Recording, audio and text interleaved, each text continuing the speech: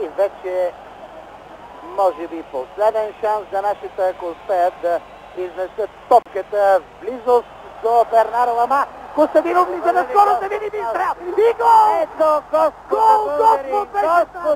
Господ е българин! Не зная какво ще става тази вечер в Париж, уважаеми зрители. Невероятно, 50 000 души са като попарени.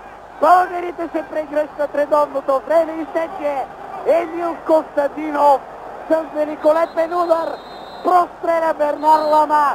Всички тези думи, които казахме до тук с шанса, с спортното щастие се сбъднаха. Иска ни се сега само едно: Лесли Мотрам.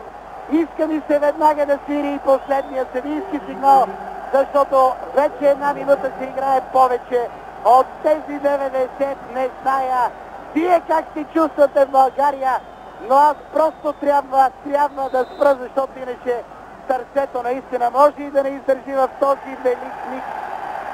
Този велик миг за българския футбол. Костадинов, героя на този матч. Заслужава Емил Костадинов. Сега трябва вече да гледаме към хронометъра. Ето го и края. България за 6-ти път е на световни футболни финали. Ето го целият наш щаб. Ето ги българите да ликуват на Парк де Пренс.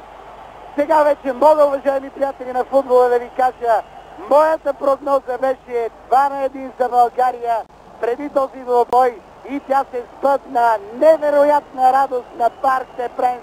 Вярвам, този миг цяла България е на върха на щастието. Искахме я тази футболна победа, господин Колев, и тя дойде. Ето ги посърналите французи. В такива прекрасни мигове не бива да се акцентира вече върху спортно-техническите качества на играта. Наистина блестящ завършек. Едно велико щастие, мога да кажа. И българите спечелиха тази битка за Америка. Невероятно ще бъде тази вечер за всички българи, колкото и малко да са на Парк де Пренс. Вярвам, тази нощ в цялата страна, господин Колев, няма да се спи. Ето ги и французите, тези сълзи на мъка се превръщат в наша голяма радост. Наистина невероятно, уважаеми приятели на футбола. Нека да спрем до тук. Още една голяма страница, една златна страница е изписана. Нека да спрем до тук и всеки да остане по-своему с голямата ни футболна радост.